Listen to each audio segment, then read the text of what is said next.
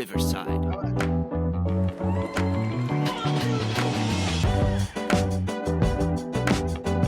right, enough of that.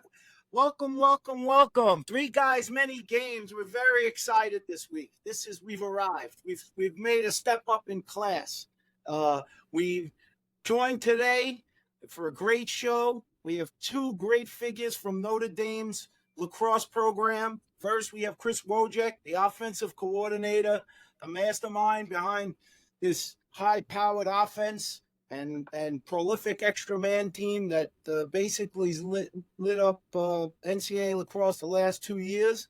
And alongside him, Ryan Wellner, the defensive strategist that's had the lockdown defense for the Irish. And, obviously the last few years has had tremendous results. So we're gonna jump in and want to welcome you to the program this week. We're really excited to have you. Smalls has been talking about it all week.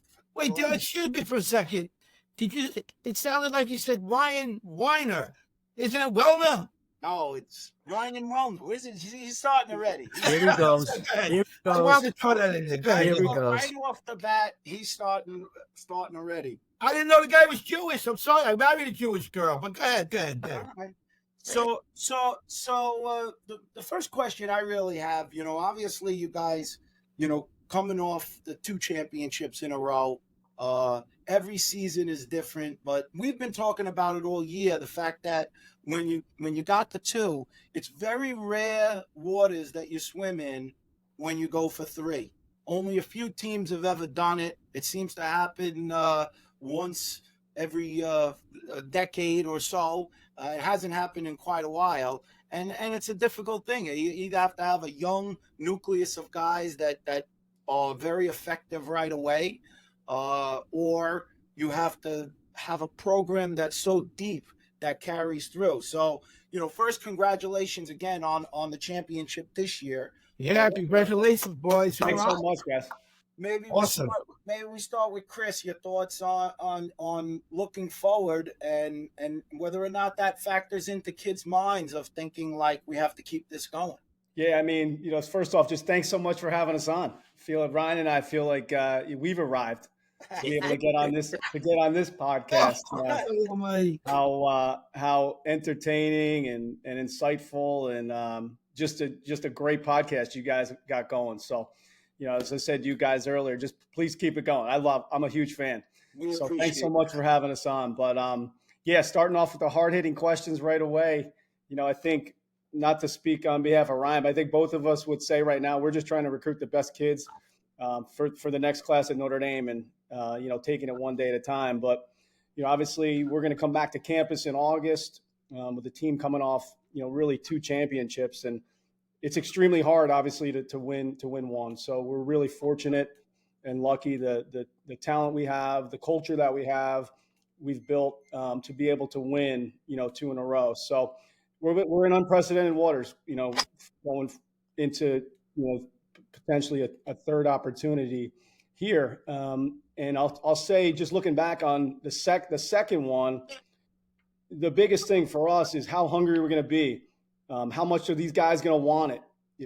Coming off the 2023 championship, will there be complacency? Are guys going to be, satisfied with what we did the year before? And I think that we had outstanding internal leadership. We had, number of 5th years and then seniors. We had a really experienced veteran team this past season in 24. So we had a really good 2-year window of internal leadership and obviously incredible talent. And that to me was probably the difference maker, how hungry those guys were and how not satisfied they were in 23 coming into 24. So, we're losing, a number of key players, but key leaders as well. So that's the big question for us is going to be, it's not going to be what offense we run or, what defense we run. It's going to be that, does the culture continue to build?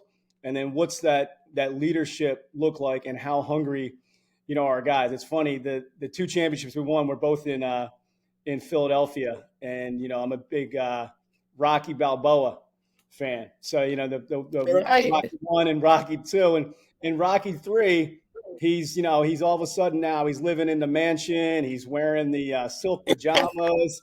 He's not training in the gym anymore, and he's getting complacent. And, Clubber Lang knocks him out. So, for us looking at that, it's like, how are we going to be fat? Are we going to be complacent? How hungry are we going to be? So to me, I think it's the biggest thing for us will be our culture, and how hungry are these guys going to be, with a new team, going for a third title. Ryan, to add on that, like, I think another component, because we won a few 3 championships in club. We in the 90s we had 3, and it's not easy. It's like one of the components, I think, and I want to ask Ryan to see if you think, the other teams, it's actually there's pressure on your own team, but now every team is trying. You never get an off game because everybody wants to be that team to knock you off and knock you down the list. So do you think that it's the focus to stay the course throughout a whole season? Do you think that is something on your mind looking forward? Oh, I definitely do. And I think that, and Chris just said a lot of it is, our guys were extremely focused. We knew we were going to get every team we played's best shot. I mean, we knew that, and that's not going to change. Heck, we approached Virginia and Duke and Maryland and Cornell and whoever the heck else, Georgetown, the same way that they're approaching us. I think that's a credit to our guys. And, it's finding the right chemistry year in and year out, game to game for that matter. But if your leaders are setting the tone, and I believe that we still have those guys in the locker room, I don't worry about that part. I mean, we got to show up and play the game on that day. That's going to be the most important thing. Yeah, and when you're thinking about the 3-peat teams, the Gates from the 90s, they were on the team. They're prolific, they were dominant, and in the 90s with Princeton, the Hess, Hubbard, and Massey connection, there was consistency there, but your team's going to have to do it with like a lot of different components, which I think makes it even more challenging. I mean, it's different mindsets. Are they going to be able to gel, on both ends, offense, defense, and the leadership, as you said? I think, that leadership can transfer, but it is different faces. It's new. I think it's a tougher task, and I think you can do it because the talent is certainly there. But you're going to have to take everybody's best shot. I'm going to give Vin, you got a question? Well, We got a lot. let me just say this. You did definitely jump right into it. You're going off of 3-peats. I want to give these guys their due before we got into that. So I want to give a little history as to, I think you guys both arrived at the same time at ND, right? You started Yeah. year. We just finished our 5th year together. We both came in the summer of 19. Right. And here you are where you guys came in together, and obviously you've had a tremendous impact for Coach Corrigan. And I just want people out there to know, and especially even just players, because it not only it goes for coaches, it goes for players. These guys are not overnight sensation who helped the team win the last 2 out of 3 years. These guys, I'm going to give you a little background first on Chris, who was a tremendous athlete in his own right at Harvard, playing 2 sports, soccer and lacrosse. He's a member of the New Jersey Lacrosse Hall of Fame. He's was a captain at Harvard. He's in the Westfield High School Hall of Fame. And his coaching resume includes 9 years as a head coach at Harvard. He coached at UPenn. He's coached at Bowdoin. And then you got Ryan he's coached Ryan.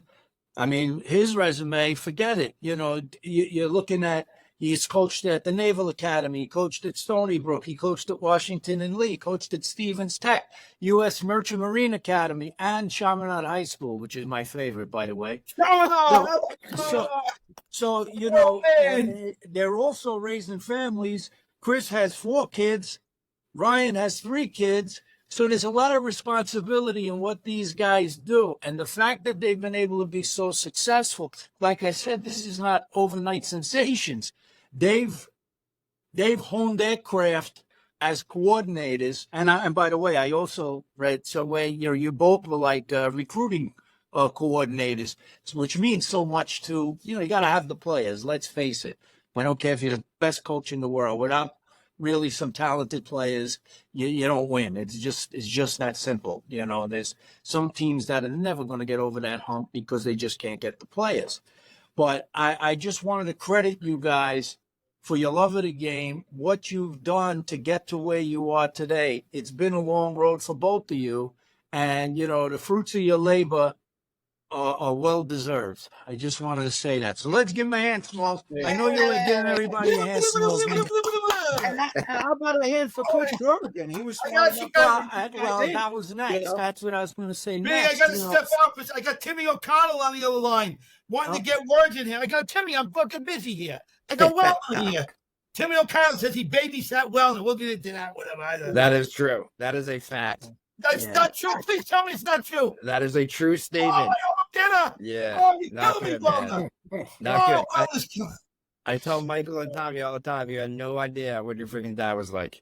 Hey, So, well, like I said, look, these championships were at Notre Dame were a long time in the making, obviously, and they were so close before the overtime game with Duke. The tough game. I think they lost to. There was Yeah, we lost to Maryland in the quarters in 21 in overtime. right. We didn't get in the tournament in 22. So it really makes you appreciate it even more when you are able to, grab the brass ring because, there's a lot of things that come into play, not only having the best players and you do your best job coaching and all. You got to hope that you stay injury free or, what you did this year was amazing. What you did last year with those Kavanaughs banged up the way they were in the championship game, limping to the finish line to pull that game out was amazing. But, I just wanted to say, as a fan, I appreciate the hard work you guys do in getting your team prepared, and it shows on the field. Yeah, thanks so much, Vin. Do you any of you interested in being our agents? I could go and Absolutely, negotiate a man. contract for you. That I could do. It's just, the one thing we haven't spoken about, going back to Steven's question, and Vinny, you bringing it up is luck. You need freaking luck on your side. Like you can look at any championship team, and they've got luck somewhere. Whether it's in the stretch, and some could say Maryland had that this May. It's hard work, of course, but you need luck on your side and stay injury free. To your point. Yeah. I'll tell you right now, when you were going into that game with Maryland, you guys had to be shitting in your pants, knowing you're the better team. If you look on paper, you guys are a better team, everything. If they pull up that win, that was some incredible. I mean, they weren't favored. What was it? It was like a 3 or 4 point difference in the swing, right? We always say sometimes, and this is, it does happen from time to time. It didn't happen in terms of your situation, but sometimes in a one-game scenario, That's what it is. Doesn't win. Yeah. And that's why you have to be prepared for everything. I believe me, I've been on a lot of teams that wasn't the best team, and we won. Yeah. Maybe you should get 2 out of 3 like baseball. 2 out of 3 like baseball. Ed. Super. Obviously, that was at least the first time I've been a part of it in obviously a championship game that was delayed. We warm up, we're ready to go. Yeah. National anthem, fly over, incredible. Teams walking out on the field, and to hear the PA guy go over the top saying, lightning delay, go back to the locker room. So we had a little over a 2-hour delay, and we were situated where the team was in a big locker room, and then there was a separate coaches locker room, and the coaches, we just hung out, in that coaches locker room, and then probably about 20 minutes or so before we were about to head out to warm up again, to restart the game, just heard this kind of just palpable, just energy coming from our guys, the players' locker room, how loud it was getting, how fired up they were getting. And this is, we're not even in there as coaches, the music's going. And it just had a great feeling right there. And I know I said to Coach Corey, it's like, we don't even need to go in there. You know, we're ready to go. And of course, we come out, we're losing 2-0. So, but we certainly had a great. I really felt it in my heart. You know, going into that, you know, out of that locker room, that we were, you know, whether we win or lose, we're giving it our best shot. We're ready to go. I think we got to ask these guys, who's picking the tailgate that you're attending? Because not only did you attend the Cornell tailgate, but you attended the Maryland pregame tailgate. Listen, as long as you guys stay at those tailgates moving forward, we're going to be okay. I know we're going to win, but we got to really dissect that question. I got to tell you, listen, I went to Post, right? I know So you I'm did. showing up at my home grounds. I Yeah. walked there. I never saw a takeover like that in the Gold parking lot. It is called the Gold parking lot. We used to have parties there in that parking lot. And as I'm walking, I had to walk past the Notre. I was like, wow. I go, Notre Dame is traveling strong. I mean, I never saw anything like that. That was like the most people I've ever seen in that parking lot. And then I got to Cornell, who I have some connections to. I know you do. Friends, and it looks small. They usually always have the biggest tailgate, and we talked about it. We were like, "Wow!" I go, Cornell just got rocked in the tailgate with the numbers and the crowd. So you know that's got to be a bonus. What's that like for having a traveling army? You know, like a lot of people say it's an unfair advantage. They say Notre Dame's got Irish people in every state of the country. No matter what, they got Irish fans everywhere. Yeah. That was an incredible experience overall. 2 programs with you know, great followings. I was blown away. You know, I coach in the Ivy League, obviously know the strong tradition and the history of Cornell, and how, you know, the Cornell fans travel and the passion for the program, especially on Long Island. And then what we brought as well. That was just to be a part of that game. Obviously, you know, really, really close, entertaining game. But just to me, that was a celebration of lacrosse with 2 incredible fan bases and fans showing up there early, you know, at Post at LIU, you know, to really watch a great lacrosse game regular season. So it was an incredible to be a part of that game, and tremendous respect from Cornell. They're an outstanding team. You know, could you see more of those games? How do those games generate? Like does somebody have to coordinate that game well in advance? I mean, is that something you think teams are, you know, willing to do? You know, top teams like to say, you know what, we're going to go neutral site. You know, what factors into that decision? Yeah, I think, you know, first of all, I think it's a credit to Connor Busick and Kevin Corrigan, to be honest with you. I mean, Yeah. you know, to understand the importance of having that game on Long Island, it's recruiting, you know, hotbed for both programs, with tremendous tradition there, and to put it all together. And I think, you know, there's a third party involved, and you know, I thought they were awesome, what Chris said as well. And then, you know, you got to pick the right date, you got to have great weather, and then the crowds will come, and they clearly did. You know, I think that watch out for the future for the Smalley Cup, because he's been talking about Let's go. sponsoring the Smalley Cup. He's talking about sponsoring a day. Sign me up. Yeah, he's ready to go. You know him. You know, I'm he's ready to gonna- dump some. I'm ready to dump some money into something good. I don't know.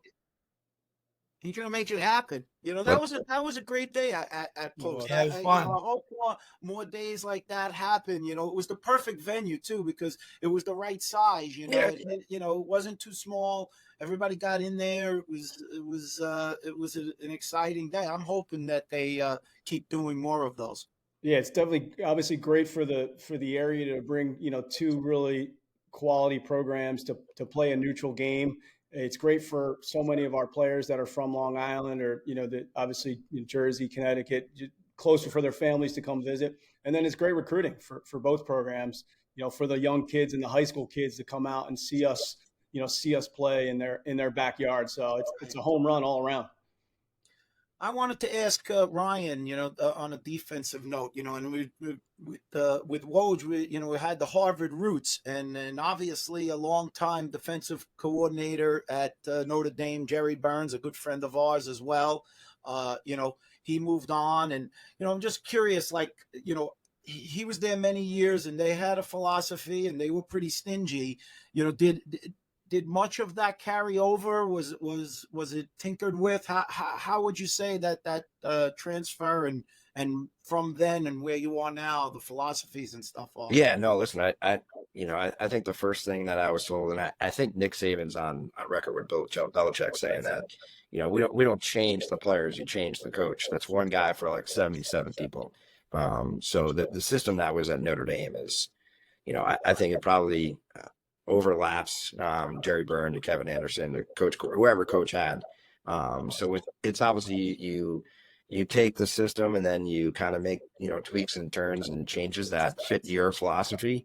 I think looking back in my career, I tried to be overcomplicated. It was probably like the short man syndrome. Try to throw a lot at the guys, try to flex my muscles as a coach, but never really sitting back and understanding that the players can't take the information that they're being told and apply it. So it's an incredibly simple system. It obviously is very effective. But I think if you really got into the weeds, you would see slight changes and philosophical differences between Coach Byrne and I. But it's overall, it's the same system, and it clearly works. When you're recruiting, are you looking at a player that you think might fit what you're trying to do, or are you just are you trying to maybe see a talent and say, this guy, I think we could figure something out and get him to play within our system? Or because sometimes players can change the system you're in. They can do things outside of what you normally do, and sometimes you got to let them do what they do. But I'm just curious on the recruiting aspect, how you look at guys. Yeah, I think. Listen, it's a puzzle. You got to put the pieces together. But I think you want the best players. That obviously, yes, fit your locker room. Most importantly, the systems can change. Our job as coaches is to put the players in the best position, and we've done a very good job at that. But we got to get the guys here first. And I think it goes back to what Vinny was saying. Like, there's a lot of great coaches out there, but they just sometimes aren't in positions to have the best players, and therefore you just don't get to reap the reward of your work. I hate to say it like that, but that's how we're judged. It's a wins and losses, at least in the outside world. To the players you coach, it's about making the impact in their life. But yeah, I don't know. I've always been like, hey, you go out and get the best players. We'll figure out a way to put them in a place to be positive. But I also don't think you can have offensively 3 righty attackmen that do the same thing. That doesn't make much sense. So that's where the puzzle piece comes in. Trying to fit guys into the pieces that will fit and work with each other. So, I think you can look at the guys that we have on the field. There's probably some similarities, especially with our freshman class. Sean Light is 6'4" and super athletic, big kid, but he's very composed. He doesn't throw a lot of checks. We have another young man, Nate Schwitzenberg, also 6'3", fundamentally locked in. Could have started, but we had other guys that were in that role. We didn't need them to. So I think that if you really dive into the weeds, you'll see a lot of similarities between the players that fit the coach. Yeah, I'd say And offensively. Go ahead. to follow up on that, how much time do you actually spend like watching film of the other team to put your game plan together? Do you spend a lot of time, not only you personally as the coach, but do the players get to watch film on the other team? Do you study it before a game? Yeah, I'll take. Yeah, for sure. As coaches, we're watching a lot of film.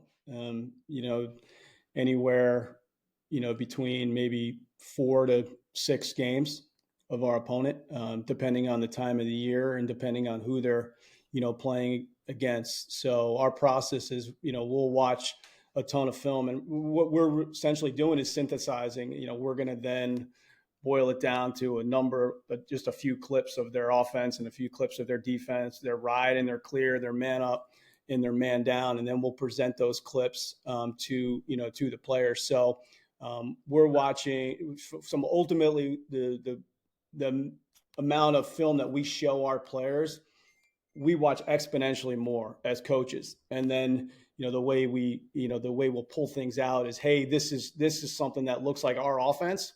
Like, so if we're preparing our offense against our opponent's defense, hey, this is something that looks like our offense. So it's applicable to show our offensive players, here's a look that Duke, defended that's very similar to the way, that we play. So you kind of, full circle, probably about 4 to 6 games, we're watching of an opponent, and then we'll boil it down to just a few clips of each phase of the game.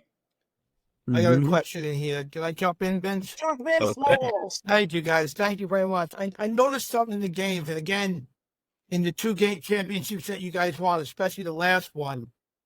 And I don't have much time in the sport. One of the things I was picking up on is when you guys were clearing the ball, I noticed the percentage of times clearing, the short stick guy had the ball coming over. Does that mean anything? I noticed the long stick wasn't carrying it. He wasn't as confused. It looked like more times you were getting it to the guy with the short stick before half of carrying it over as to an easy clear. To me, I thought your clearing was easier than anybody in the game, even over Maryland and all these other teams. I just thought, is that something you guys worked on tremendously, or did it just come easily? I mean, the short stick guy was clearing it much more than the guy defenseman carrying it over and passing it to the short stick.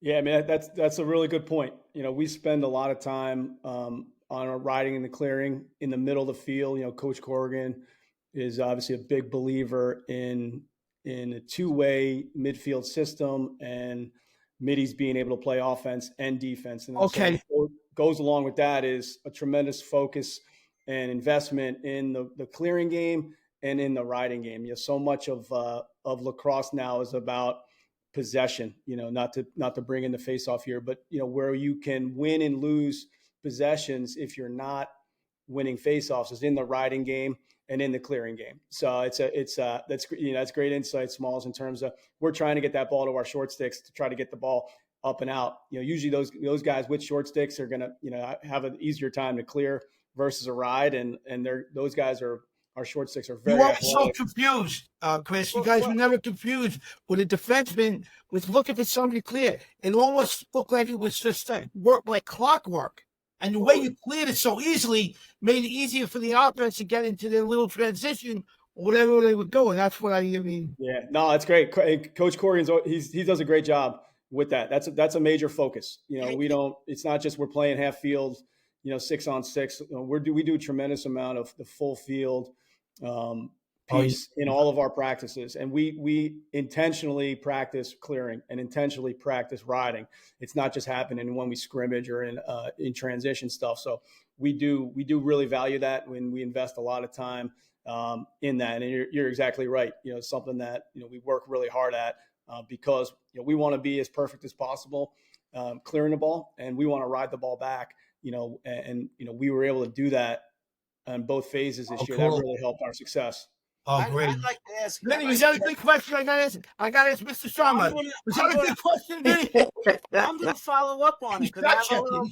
have a little different perspective on it with Woj in the riding, because look, the game has changed in terms of becoming a game where it seems to be a lot of offense defense. So the riding game sort of is not the same as the riding game years ago, because you're running a guy off the field where technically be riding, and it gives an opportunity for the clearing team to maybe get a fast clear and get out, So, how do you balance that? Because you guys did ride. You guys seem to, you seem to say, well, we're going to put the pressure on you. We might end up with some of our middies stuck on the field based on trying to ride and not giving you, the free pass out. I had dinner with Darren Lowe, Ivy League player, not that long ago. We were talking about this, and he said, my mindset was, if we did lose the ball, my mindset was never like, I'm going to run to the box, so hopefully we get our defensive personnel on. My mindset was like, I'm taking this ball back, and I want to score, maybe even get an easy one. Yeah, no, it's a great point. It starts with a mentality. Coach Corrigan's mentality of we are going to be aggressive in the ride. And it doesn't just mean in a 9 or a 10-man ride. It's we ride hard and we ride aggressively, and it's always been a big part of the Notre Dame identity, and especially the last 2 years with the personnel that we've had. How relentless we've been in that ride, and so it starts with our attack. With the Kavanaughs and Jake Taylor, they take as much pride in riding the ball back as they do in scoring a goal. And then that trickles down and permeates through the rest of the team. So we look at it as that's our first line of defense. It's not, hey, I'm a glory attackman here. You guys we'll let them clear it and you guys stop them. It's no, you are the first line of defense. You take tremendous pride in the ride and you work extremely hard to get that ball back. And even if we don't get that ball back, we make the clearing team really work and try to use the full 20. So eventually when they sub, they're down to, 45, 50 seconds to run their offense with the clock. So, but yes, Steve, it's a fine balance in trying to ride it back, but also sub as well, because we want to get our defensive, midfield personnel on. It will be interesting to see, the analytics on that, just team by team, but especially your team, Notre Dame, because you guys are definitely proficient at it. You had a great riding team. I'd love to see how many second, third chance goals you scored because you turned the other team over in your offensive end of the field, because I just see it as, getting tougher and tougher to score 6-on-6 these days. When you get a settled team, guys always ask me, I mean, I played 100 years, but so I saw the evolution of the game, but my value as a player was between the lines and back and forth. I don't think I was as good a player as many other guys in just a straight 6-on-6 game, because when you're playing straight 6-on-6, you got guys that may be more valuable as shooters. They're good guys can handle inside. You have to have guys, good dodges, but when you can play between the lines, you can play for anybody because there's a lot of value in that, and you make easier goals. It's and I know, watching your games, and there are other teams. You're not the only one, but there are teams that, like you would see Duke, for instance. They'd be in a game, it'd be 2-2, and then all of a sudden it'd be 9-2 because they just run away with it because they move from defense to offense so quickly. And maybe part of it was guys were running to the box and they gave odd man situations up. And, you get guys like a Brandon O'Neal and, slick sticks that they had on that team. You give them those opportunities, they're going to put it in the back of the net, So I think that's, it really is interesting seeing the evolution of the game, the substitution patterns, when guys run off, when they run on, should I take it all the way down? Should I take a shot? And like you said, one of the key things, and you see it at the PLL level, the idea is to let a team, play them hard because that's even a shorter shot clock. Now you're getting down, you're leaving a team 15, 20 seconds to play offense. Pretty hard to be in a 6-on-6 situation and score on those short clocks. That's why you see a lot of turnover. These are the best players in the world, but yet they're turning the ball over because that pressure of the clock and everything else forces you to play fast, and not everybody can play fast. For sure. They look at, there's three attackmen, 3 defensemen out there. It's hard for an attackman to run by a defenseman. He may get leverage here and there, but to consistently beat someone, in today's game is really difficult. So, not just, so the 6-on-6 piece, you need to score in transition, you need to score man up, and you need to try to ride the ball back and get easy goals. I also think there's a psychological element to the riding piece. When you turn a team over, it's a hit, to their flow of their game, the momentum, to them psychologically. And when you could score a goal off of a ride, it's a huge juice goal for your team and the energy that, that builds, and hopefully you can sustain going forward. So I think there's a big psychological piece too, in the middle of the field with the riding game. So Ryan, I'm looking at your bio and I'm reading some of the stuff, the people you've coached and had success with, and you've had a lot of experience with the formation of the face-off groups. You've had a lot of success with that. And that was kind of one of the things I enjoyed as part of it. I like being a wing guy. What do you look for in terms of, that 3-man unit that goes out there on face-offs? I mean, listen, you're right. It's all chemistry. if the guys on the wings aren't doing their job, and that doesn't mean picking up the ground ball, it means keeping the opposing team off of the faceoff guy. In our case, we have a great faceoff kid in Will Lynch who could play offense. He's very good at picking the ball up. So Chaminade, by the way, Chaminade, quick. You always got to pump those guys.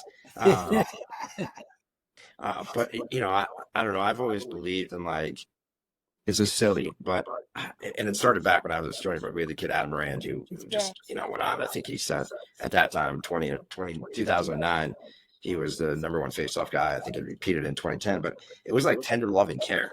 I don't know what the hell I'm doing. I'm not Matt Schomburg or Greg Remlin or some Tommy Kelly for that matter. It's just listening to them and trying to decipher what they're looking for. Technically, these guys are wizards, and I'm never going to give them anything that they can use. But what I can tell them is what I see from the opposing unit, and what we're trying to do, and hopefully put them in a great spot. But I don't know. I'm not going to sit here and blow smoke up my butt or yours and tell you that I'm like some wizard. I am not. I just think that spending some time with these guys, taking what they give you and then, hopefully applying it in some way, shape, or form is going to give them the love that they and the need to be appreciated, because it is such an integral part of the game. When we're recruiting or when we're trying to find the right units, obviously picking up a ground ball. I mean, these are 50-50 GBs most times. They're contested. You want guys that are not afraid to get over the top of the ball, run through it, or not afraid to put their body in front of a person. That you got to be, all in all, you got to be blue collar, which I know you were. I mean, you're one of my idols growing up, and obviously walking the halls of Chaminade, not to blow smoke up your butt, but don't kill me, Jimmy. Oh, Smalley's dead now. He's dead now. You don't want to hear. You get the to last thing I Smalley love wanted you, to but you hear. get to me well now. You get to me. Come on. I think I've hung out with you two guys in separate Jim moments. Amon. I haven't get the plug in there, man. Wilder's killing me today. Well, Oh, like I said, whether it's face-offs, you call the juice goals, whether it's a ride, you turn team over, you got a layup, it's so important to the game, and like I said, you guys are, you're longtime coaches with a lot of experience, and I think that translates. You see it in how your team plays. I mean, they definitely, your recruiting matters. You got some great athletes, it's funny, you mentioned the big guy, the defender that you have. He was only a freshman here, wasn't he? Charlie. And I was saying, I was telling Dito, Light, the kid Light, I said, he reminds me of how Di Tommaso used to play. He's not looking to really take the ball away. He's just playing position defense. He's very clean when he gets a ground ball. He's a first-time scooper. He throws it back to the goalie, or he runs himself out of trouble. He's meat and potatoes, that kid. And give me those kind of guys all day long. Those are the kind of players I like. The guys who do it, according to the book, And that I think, that's a credit to coaching too. I think that's, they have to accept that. They might have came in with a little different style, but you mold them into what works for your team. And that's the art of coaching, I guess, molding these guys together and finding that chemistry with guys. I was lucky enough to play with guys, and I played with Norman Engelke, on Long Island for 10 years straight. We ran midfield together, and, it was like, he could just give me, move his head a certain way, and it was telling me, go here, and I'm going to throw it to you. That's the kind of chemistry we developed. And then when he retired, then with my brother playing a lot of years together, they used to laugh in practice, and they'd say, what is that, sombrado backyard play number 4, And yet, if you execute, people still can't stop things when you execute, So I guess from a coaching standpoint, it's best in terms of execution. But I don't want to dominate the conversation, but I did have a question for Woj. And this is one of the things I've always been a proponent of. I don't know how often it happens. And I played at the highest levels, and we rarely did it. But I think the next level across from an offensive standpoint is kind of like, when you play football, and a lot of us have played football, or even in soccer, you have certain set plays, right? Where in football, they go into a huddle, or they call a play at the line, they give an extended you're on the formation, whatever, and you run a play. I don't see that lacrosse like you come down a field and you just, let's say you got a Kavanaugh, one of them, he gets the ball at X, it goes out of bounds, he puts his stick up and he says, 32 fly, or something, whatever you're going to call it, and everybody knows right to the spots they go, and everybody in coordination. He picks here, he cuts there, they interchange up at the top, and those are the first looks. And then if nothing happens from there, you play off it. After that, then it's freewheeling from there somewhere. But I don't see that enough. Like when we were little kids, they used to give us plays more than when you're older, when you really can execute it better because of the skill level. Mm-hmm. Do you think that might be an evolution in the game, Chris? Yeah, I think it's a great observation to tell you kind of where we are right now. We run a principles based offense, so it's not football scripted or basketball scripted.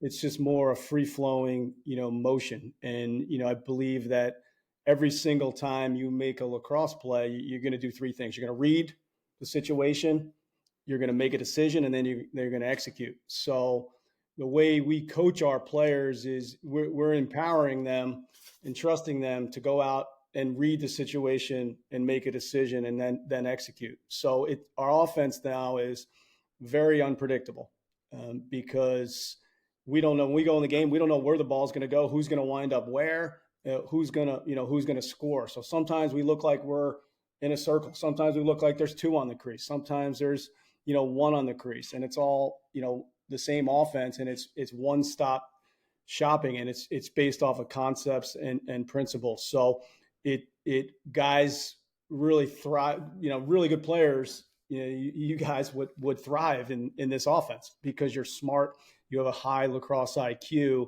and you're being empowered and entrusted to make those reads. So when we're coaching guys and I'm watching film with them, it's not hey Steve or Vin, you need to cut here or go there. It's hey Steve, what did you see here?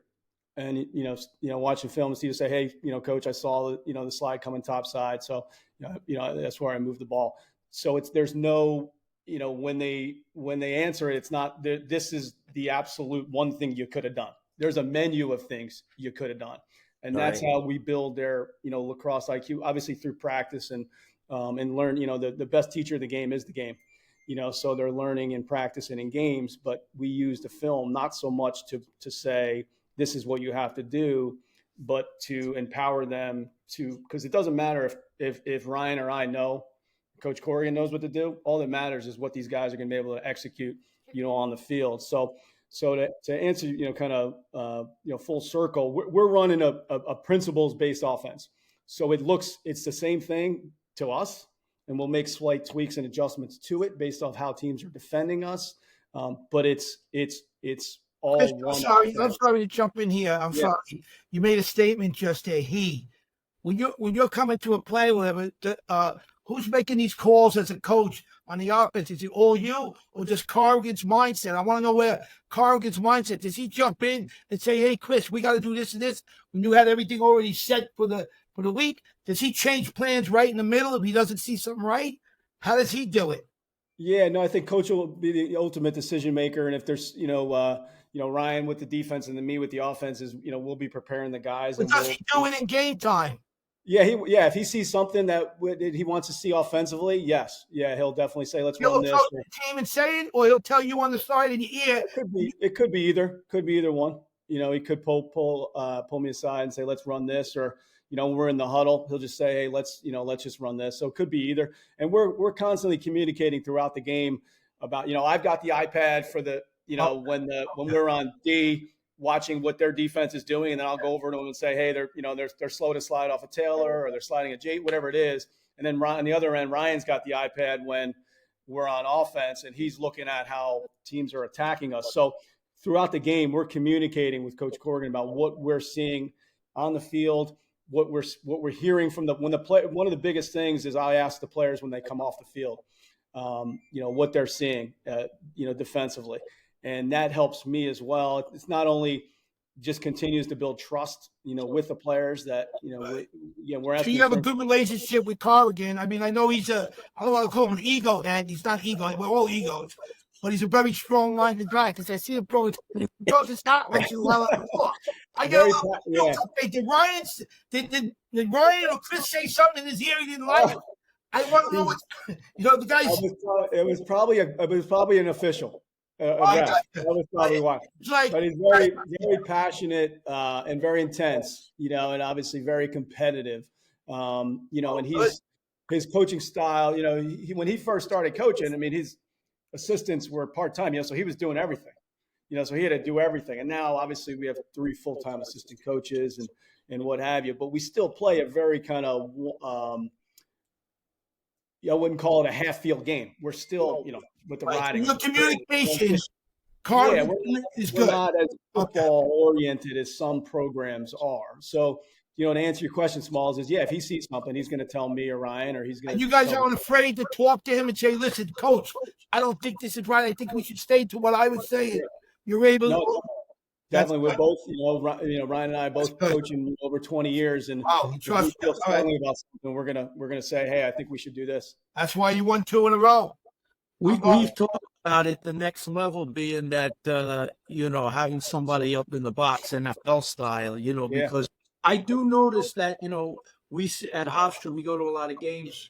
Smalls has a box there, and we're a little elevated. It's a perfect. You have such a great view of the field. I really believe from a little elevation, you see things from there that can't see at field level sometimes. Yeah, no, it's a good point. I mean, I do think though that because we're allowed to have the iPad on the sideline and we can literally just rewind the game and just watch the play that happened. Right. Because we have that, you get that bird's eye view. Yeah. Right there. And you also now are on the sideline with your players, talking to them, listening to them. Whereas in the NFL, they can only have the still shots. They can't have the actual footage going. So, and they have more coaches. Will it evolve to, if they take away the iPad from us, could it evolve? Sure. But I do think, though, I want to be amongst it. I want to be with the players. I want to be asking them what they're seeing.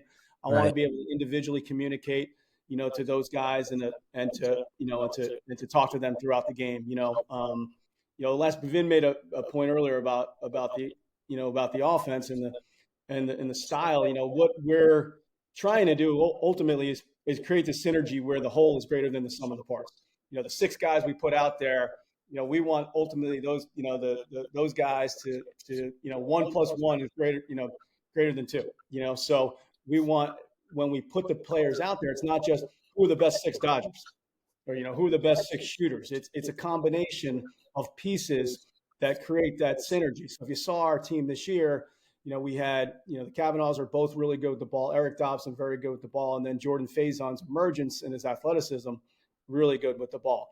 We had, the 5th and 6th guys, ultimately we felt we need guys that are just pure goal scorers and are great off ball and are great at helping set the other guys up. We don't need 2 more Dodgers, or we don't need 2 more athletes. And so it's less is more. So to create that synergy. So I know Vin, you in the podcast last week, you were talking about the PLL, how a lot of these guys that have the good IQ, if they switch teams or they switch roles, those guys can come in and be great fits. And ultimately that's, I believe, the same thing. I want guys that are offensively that have great IQ. The best players in the world aren't just necessarily the best athletes. You can argue who's the best player in the world right now, but I don't think anyone can argue that Jeff Teat is not playing. Oh, I love that kid, Edie. That's my boy. The best player in the world. There's 8 teams, 24 starting attackmen. If you ranked him athletically to the 24, I think he's more athletic than people think, but he's not in the top group athletically. His lacrosse IQ and his execution and his smarts and his ability to distribute and make decisions and score. There's no one playing like him, but he's not athletically like a lot of these other guys. He's not like a Grant Jr., somebody like that. So who could just beat people. He's really smart how he gets leverage. So I think the lacrosse IQ piece, kind of you touched on recruiting as well. Being able to recruit that and also develop that is the most important thing from an offensive perspective. We do, we get athletes we're lucky at Notre Dame. We get great athletes, but we're not just recruiting great athletes. We're recruiting great high IQ lacrosse players that are going to be pieces that fit into a 6-man unit to create a synergy where the whole is better than the sum of the parts. Right. That's a great point. See, don't let Vinny short sell himself. You know, he's talking about he's good between the lines, and yeah, he could do everything. Vinny could do anything, but Vinny's greatest talent and skill was his leadership. Mm-hmm. And when I came to Long Island, and there were other guys, and he learned that from the greats, the Ronnie Fraziers and the Tom Postels and many others, John Phillips running the team. But you came in very quickly with Long Island Lacrosse Club, and you knew that whatever it was only about the team. It was only about the sum of all the parts. There were always a right and a wrong play. And I saw a lot of guys that came in and couldn't fit in with that and didn't last, that were either in and out quickly and, just didn't fit in. And once you do get that chemistry of guys, you become potent. You really do. And that's, you definitely see it with your team, because like Vinny had said before, it's not like, you're watching the Kavanaughs, they're playing attack, but all of a sudden they're both up top and different guys are behind, and now they're on the wing. Guys are flying all over the place.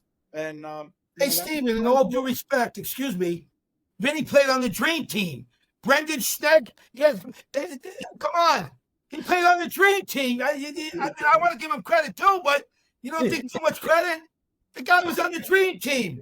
There were guys, listen, before North Hempstead even arrived and the emergence of New York AC, I mean, you wonder how anybody even got on the field. They had 5 Hall of Famers on the team, but it always had that. It was the leadership. Long Island was able to sustain success because there was always an element of leadership there, and Vinny's the bridge.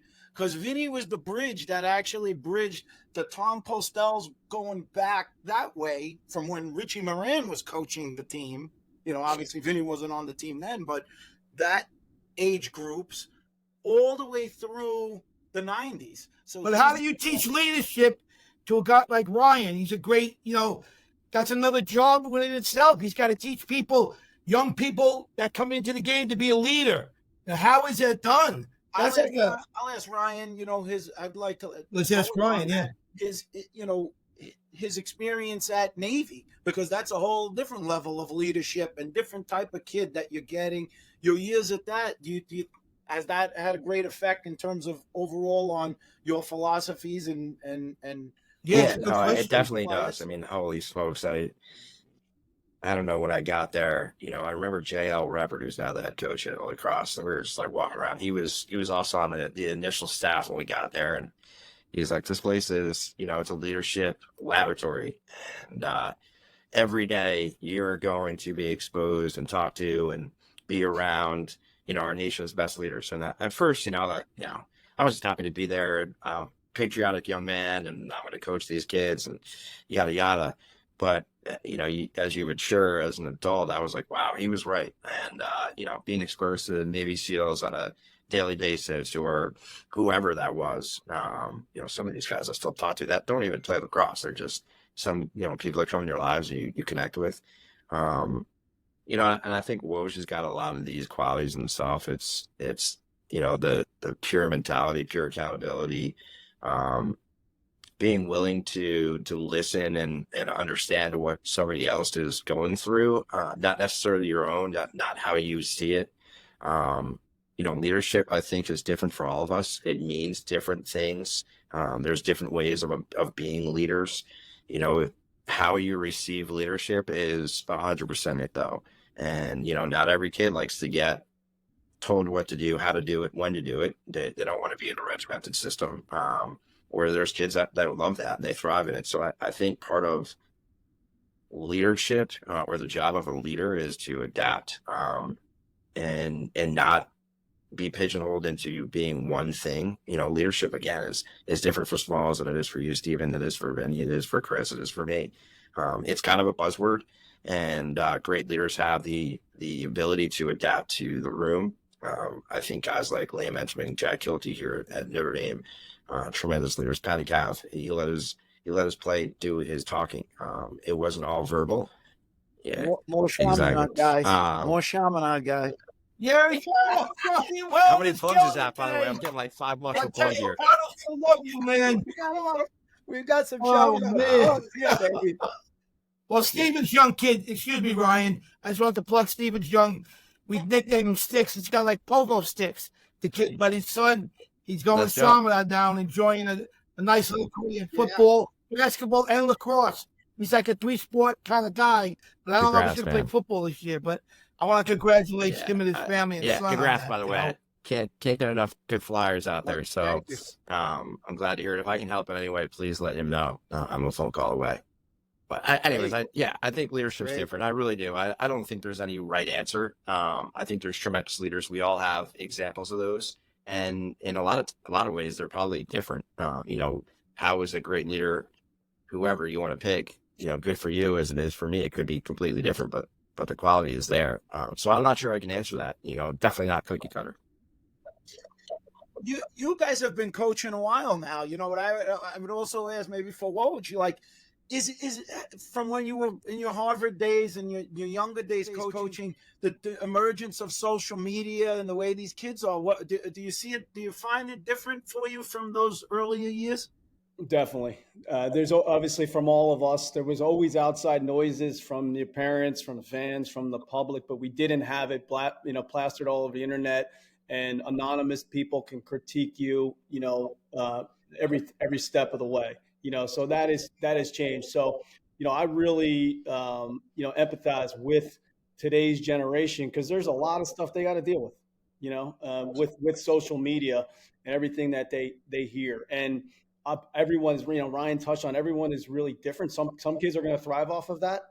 If someone's talking about them in a negative light on social media, that kid thrives off of that. Other kids, they go in a shell, so being a leader today is you got to be extremely dynamic and be able to, coach the person. And everyone is different. Some of these kids are going to need a kick in the butt. Others are going to need a pat on the shoulder, so ultimately, I think, one of the things Ryan and I, try to do is establish trust, with the players, and develop, it starts with developing those personal relationships, modeling good character, being competent, and then creating connection on an individual basis, and we did that. And it trickles down to, the last 2 seasons, we've had 4 captains.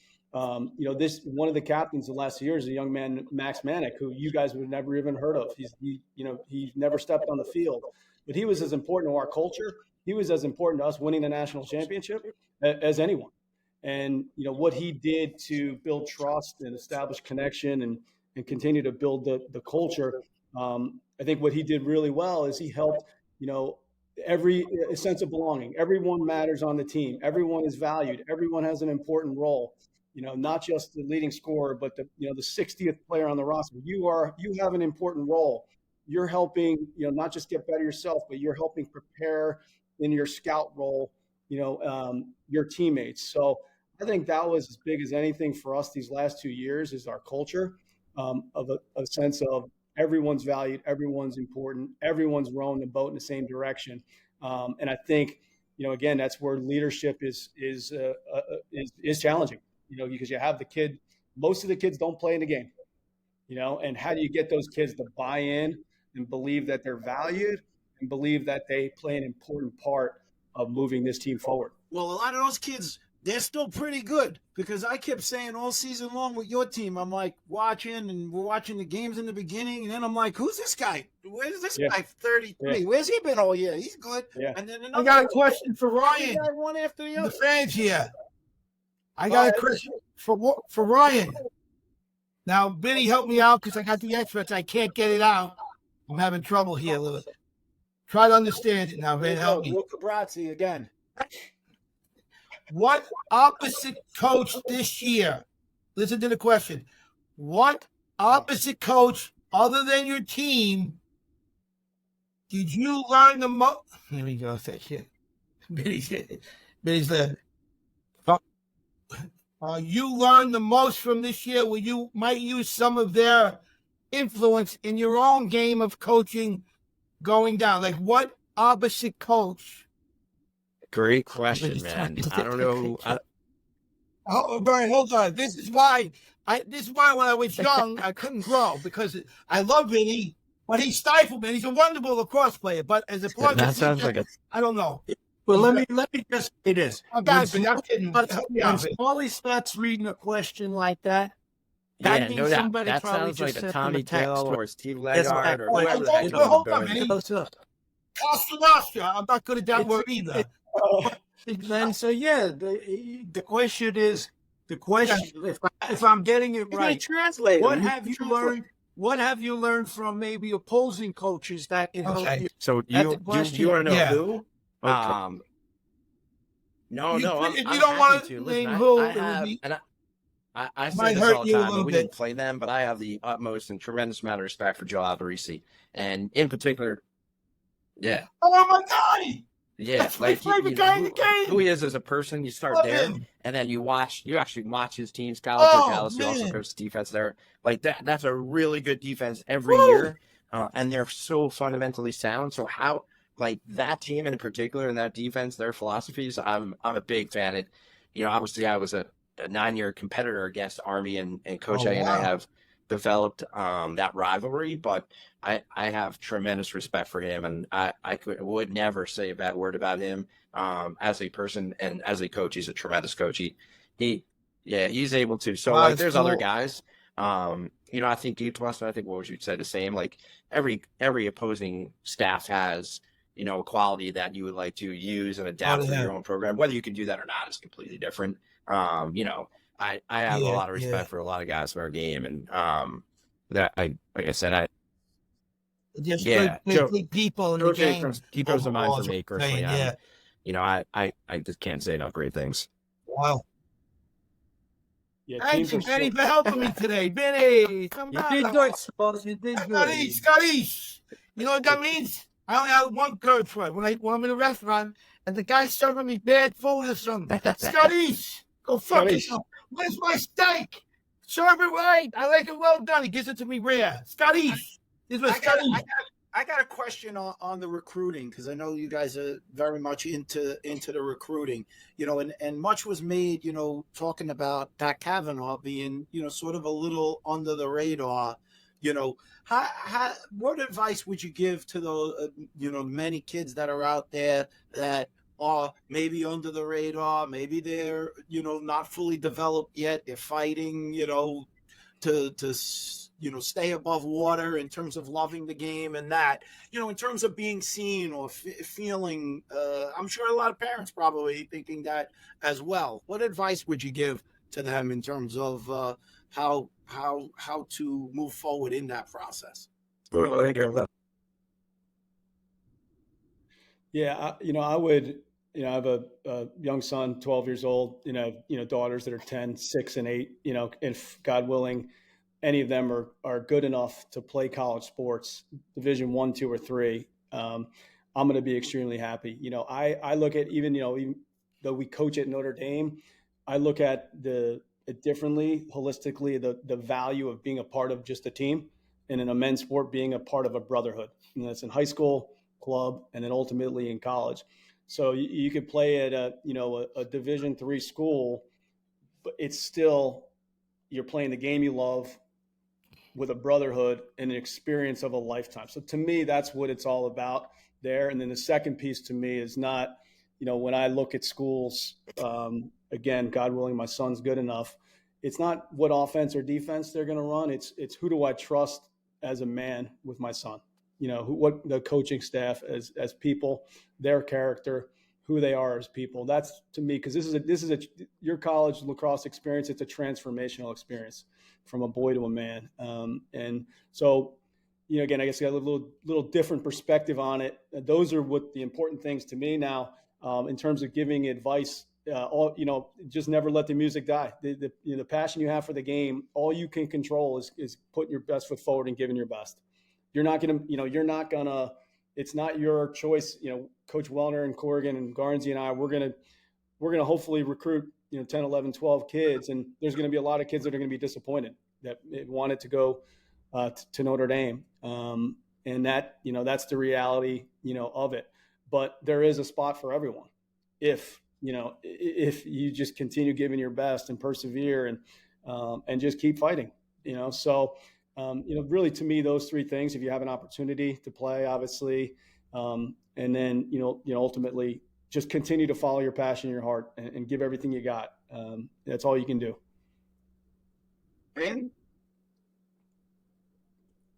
I agree with all of what he just said. That's for sure, Woj. I agree with that. I hear some people, be critical of club lacrosse, and I have my own criticisms of some of the club lacrosse. But I hear, I go to some of these games to watch friends' kids and stuff, and I hear guys, who say, yeah, this kid's not going to be a D1 player. He's not this, he's not that, or whatever. And I turn and I said, do you understand how few, what the percentages are of the guys are going to be at that level? You got to realize the value that's here right now is that your kid is making friendships, learning how to interact with people, learning to be part of a team. It could serve them. Take the positive aspects from it. Don't downplay the fact that a kid is, or say, a kid is not going to be a D1 player, because I remember Ryan Boyle one time. I saw a video of him. He ran a camp or something, and he had the parents sitting in the gym, and he went through the numbers of, what's reality of your kid being a D1 player and getting a scholarship, and maybe to a lot of those parents, they thought just because their kid was going to these camps or playing on a certain team, that was going to happen for them, but it doesn't, so they should take away the positive things from a kid being involved in sports. And, what's the alternative? What's your kid going to be doing if they're not doing that? They're going to be a hermit in their room online all day, or what are they doing? Not getting exercise, or, It's not saying that sports is everything, but you hope that there's like some kind of a healthy environment that you can learn a lot of things from. And I always believe that that's what I always enjoyed about sports. That's, like I said, one of the things that kept me playing for a long time. I loved being part of a team. Really, you just killed all the hermits. But Oh, I my God. had so many tremendous teammates that felt the same way. We just, that's why I always said it's funny. You have a short shelf life for most guys that, you play Division I lacrosse, say you come out, not as a pro league, but even at that, most guys they're hitting 30 and it's over. And we laugh about it. I got the shirt off, Florida Lacrosse Classic. What ended up happening is guys get a little older. They can't play pro, or they're not playing club at the time. And they develop these, what I call geezer tournaments. It started out as like 30 and older, and then 40 and older. And then now they got team 70. It's like this game gets in people's blood. And it's the camaraderie, and it's that's why you could go to Placid and see over 100 teams playing of all different ages. There's something to that, And I always would say, maybe the Native Americans were onto something, calling it the medicine game or whatever.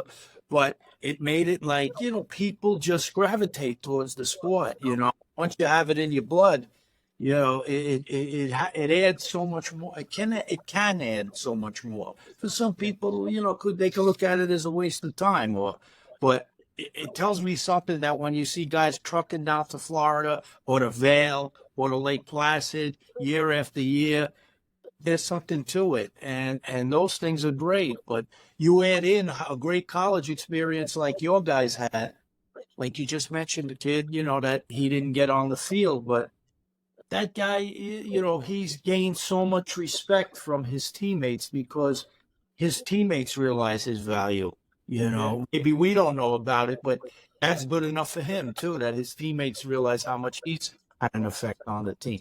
And that's all great stuff as far as I'm concerned. It's really refreshing and healthy, and really, just an awesome perspective. And I feel the same way. Playing sports is a transformational experience. It's not to get a scholarship to go play, at school X. It's the life lessons you're learning, the fun you're having, and your development as a person. And I think you see in all sports, but we see it obviously in lacrosse because we're in it.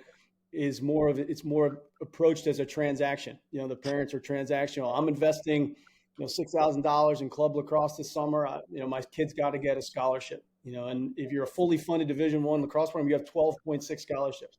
We had 60 guys on the team this past year.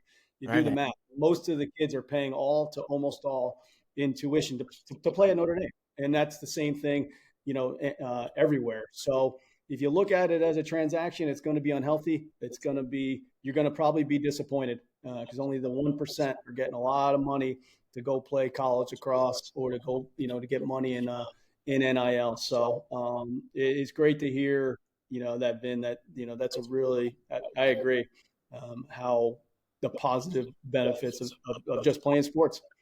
Yeah.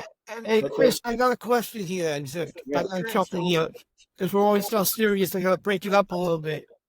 If you had to, Vinny's going to laugh again. He loves his questions.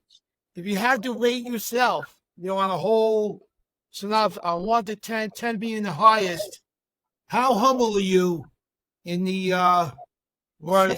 Hold on. Look at Vinny. He can't help it. Well, spit it out, for God's sake. I can't get it out because Vinny don't let it happen. I didn't say a word. How easily I could shut guys down? I don't even have to do anything. That's true, Vinny. He My does. reputation precedes me. He does. Take your top defender. The guy didn't How even humble are want to- you?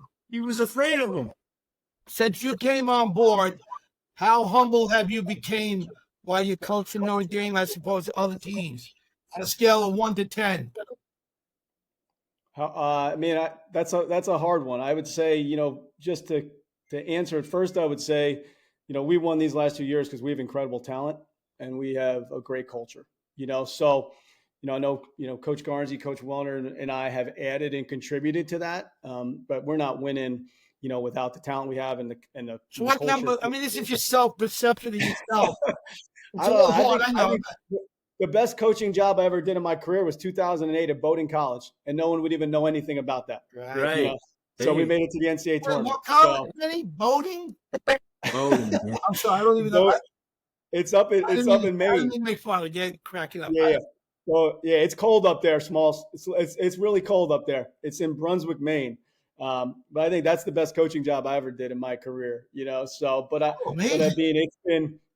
I don't really know how to put a number on that, quite honestly. Well, you had to give yourself a number just in general. There's thousands of variables that go into it. The guy didn't give you a number. Live with it.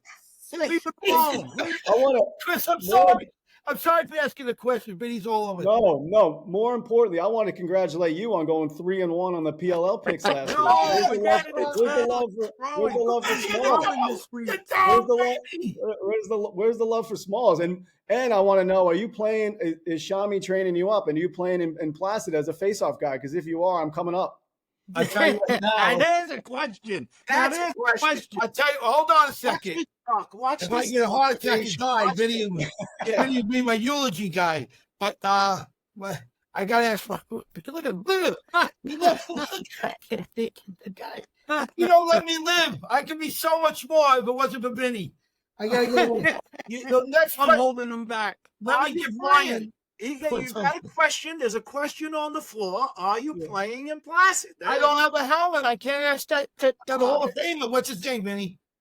Ronnie Frazier. We're going to borrow Ronnie Frazier. He's the only Chris, I'll be honest with you. I have an 8 and 3/4 head. It's the biggest head. They don't have helmets that fit it. They go up to 8. That's the biggest size. They don't have a mold. So I want to see baby Huey on a lacrosse field. Come see Smalls at Lake Placid. but I'll ask the same question to Ryan. Piggyback on Chris, like, where did you coach? He brought up a coaching job in that place that he did good. And rate yourself as how humble are you on a scale of 1 listen, to we 10? just spent whatever the last hour and 20 talking about other great coaches. I am nowhere close to those guys. So I'm going to freaking wait. 10 is the best, right? 1 is the least. Yeah, give yourself a I'm 6, going 7, below. like I'm that. gonna- That probably listen, be something. again, I think it's just being around great athletes and great people. So I'm going to go Ryan, 1. you- Yeah, I wouldn't go. Listen, You guys understand it. You've done a great job. Let's put it this way: when you talked about luck before, you talked about a lot of things. It's not it's not a mistake that or you guys came in there. You've added a lot to the program, and in a short period of time, you won 2 championships. Vinny, are they the reasons why they won? I think so. I think they're a big reason why they won. I mean, the guy is coaching They've 32. been there 5 years. They finally got over the hump. Yeah, There's a lot of things. but They got over went the back hump. to back. It's That's not these are true, teams- Steven. You're making a small statement. well, this is a team game. They This coached is 7 years. What do you mean they got over the hump? The team has been. The coach is coaching 36 years in the game. I they understand. didn't. He's saying they won a championship. They won a national championship. I'm saying they picked up 2 great kids. These kids. I think Corrigan did a great job. I mean, let's think about the history.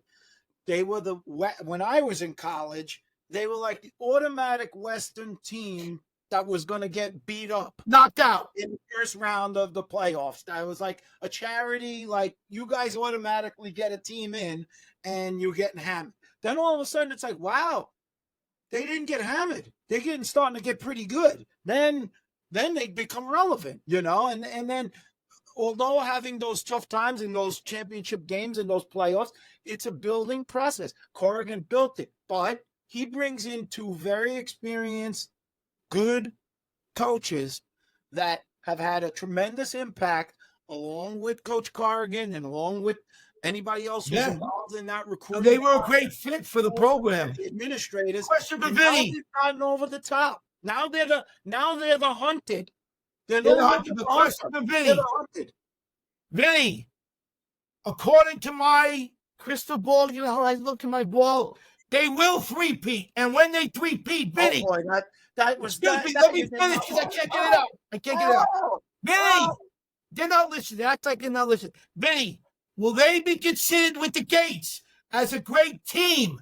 Would you put them up with a three-peat with the Gates and all that? Because I would. I might consider them better than midfield to being the best in the game. That's my opinion. You got to put them up there 3 years in a row at this era, in this time, in this era. For 3, think about it. You're comparing different eras. I think it's a tremendous feat today because of how many more it's spread. There are so many other great players, Syracuse, but we had this conversation on another show, like what team could be, that Syracuse team could play against them. We had this conversation when Matty Palin was on. That was a phenomenal team by their last year. I mean, we even talked about it. Their sophomore year when they won, their junior year when they won, they had some close games. Even they had a tough game with Penn where they pulled it out. I think it was the 70s or something. That was 88. Yeah, they won by a goal. Right. They beat Hopkins in a close game, championship in '89. Right. By 90, that 90 team was a juggernaut. You're telling me the Gates could beat Notre Dame today? I think it'll be a tremendous game. I think it'll be a game. I'd answer the question differently. If they're able to do it, if they were able to do it, I certainly would put them. They would be in with those elite. They gotta be. They would have to be, obviously. Yes. Because No, that's not a lot of obvious. teams can do I it. mean, a team wins 3 years in a row, national championship. You're an elite company. There's no elite question company. about it. But when you're comparing eras of who could win in a game matched up, that Syracuse team's a pretty dominant team. It would be probably a great game. Vinny, that's because you know them. You couldn't even name me. I'm not going to put you on the spot, Vinny, because I love you. You couldn't name me all the midfielders that they have on the team. They're like, I On couldn't what even team? name. On Notre Dame. You couldn't name me 5 midfield, but I'm just saying, my point is, they're so You well don't balanced. What? On their team. What? Four of By them the way, were Shaman. Riley Gray, another Shaman came on. I'm kidding you now, but I'm just saying, my main point is for the fans is, I think this team, I didn't see that team back in the Gates, and I know the Gates are the Gates because everything, but this is practically the best team I've ever seen in my life, probably. You're watching lacrosse for about 4 years. Yeah. So, And who That's knows right. how much he's even watching? He He's came out of at the hot mothballs. dog stand. He came out of mothballs. This guy walked into the Green Turtle in East Meadow after being on sabbatical for about 30 years. Nobody saw him. I thought he left the state. I thought he was living in North Carolina. And I'm in the Green Turtle at an event for Long Island, a team event. And who comes creeping in? Smalls. I said, what is Smalley doing here? And that's it. The I just rest got is I have a history. question for Smalls. But though. Vinny, you got one thing. For 4 years, I put everything into the game. Have I not? In You 4 put years. everything- And you brought a lot of joy to the game, a lot of fun and a lot of action. Yeah, I gotta give you I credit gotta ask where Smalls a credit's question due. though, because every week No. I tune in. I'm like trying to decipher what are you in a closet? Like what's happening behind you? I think I got some files. I think I can read the files, but what else is happening back there? Is that a bed? Well, it's funny. It's funny. The guy came once. The guy came for a delivery. My wife wanted some furniture. He comes out with 9 pieces of furniture. Vinny, I swear to God, I'm cursing. Take it back. Take. You got 4 couches for free from a company. What's he in there yet? He's a couch right here. Ryan, to learn one thing about Smalls. He likes to ask a zillion questions. Usually he starts with what's your net worth. He starts with that. I Well, do he- have. Zillion questions. Yeah. But you don't like answering any. About Hold on. I got something. very, you don't like answering the question. You don't like nobody knowing what his thing is. You know, Hold on. that's Hold on. how we roll. I got somebody who chimed in. This is for Ryan. Let me get it out because I get killed. Here we go. They won't put another ornament. Just a couple things with Ryan. Ryan Wellner grew up a block away from the That's O'Connell that's family. correct. Is that true, Ryan? Both sisters named Teresa Ann and Marie O'Connell were Ryan's Correct. only babysitters. Oh my God. Tim O'Connell was the county deputy chief of office. I can't see it. And used to get Ryan to field That's correct. for lacrosse. Oh my God. Ryan Wellner also was an All-American hockey player and Chaminade lacrosse player at Correct. Chaminade. Ryan Wellner recruited Michael O'Connell for lacrosse when he was coaching at both Navy Correct. and then Notre Dame. This is sick. The O'Connell family are big fans of Ryan. Thank Timmy for Ryan sending Wellner. those questions in. Now the best one. So here he is. Take your hats off for a day. Relax. The next question's going to be a little odd. Vinny's going to kill me. Whatever. It's not too bad.